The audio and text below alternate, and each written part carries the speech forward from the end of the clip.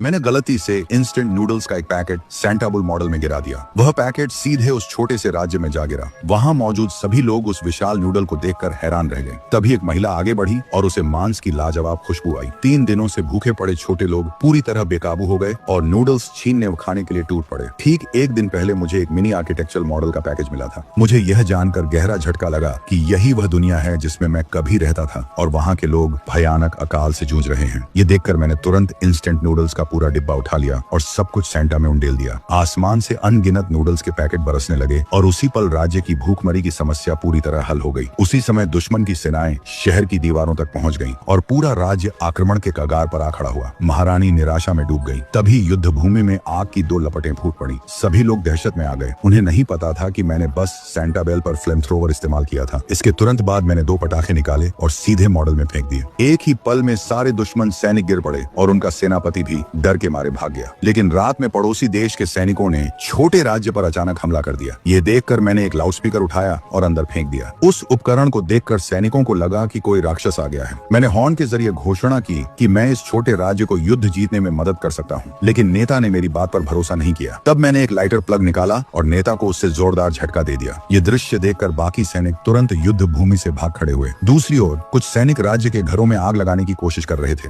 मैंने hair dryer निकाला और एक ही झोंके में आग बुझा दी। लेकिन आग लगाने वाला नहीं माना और उसने फिर एक मशाल फेंक दी। तब मैंने फायर एक्सटिंग्विशर उठाया, जिसे देखकर वह बूढ़ा आदमी आधा डर से मर ही गया। एक दिन मेरी गर्लफ्रेंड को इस छोटे राज्य का रहस्य पता चल गया। उसने एक कांच की बोतल सेंटाबेल में फेंक दी, जिससे तुरंत ही कुछ छोटे लोग उसके अंदर फंस गए। सैनिकों ने बोतल पर गोली चलाई, लेकिन उस पर कोई असर नहीं हुआ। इसके बाद उसने मॉडल में एक विशाल कॉकरोच डाल दिया। जैसे ही वह कॉकरोच छोटे राज्य पर हमला करने वाला था, मैंने तुरंत कीटनाशक से उसे मार दिया। इसके बाद मैं गुस्से में अपनी गर्लफ्रेंड को कमरे से बाहर निकाल दिया। इतना समय साथ बिताने के बाद मुझे उस छोटे राज्य की रानी से प्यार हो गया। एक दिन जब मैंने उसे अपने परिवार की मृत्यु के शोक में डूबा देखा, तो मैंने आतिशबाजी निकाली और उसके लिए एक रोमांटिक दिल का आसमान बना दिया। रानी भावुक हो गई और यह देखकर उनकी आंखों से आंसू बह निकले। जब मुझे लगा कि सब कुछ खत्म हो चुका है, तभी मैंने अचानक रानी के पास कुछ हथियारों को देखा। उनके आसपास के अंगरक्षक एक एक करके गिरते जा रहे थे। मैं जल्दी से कोई हथियार ढूंढने लगा, लेकिन जो हथियार मुझे मिले वे उस स्थिति के लिए सही नहीं थे।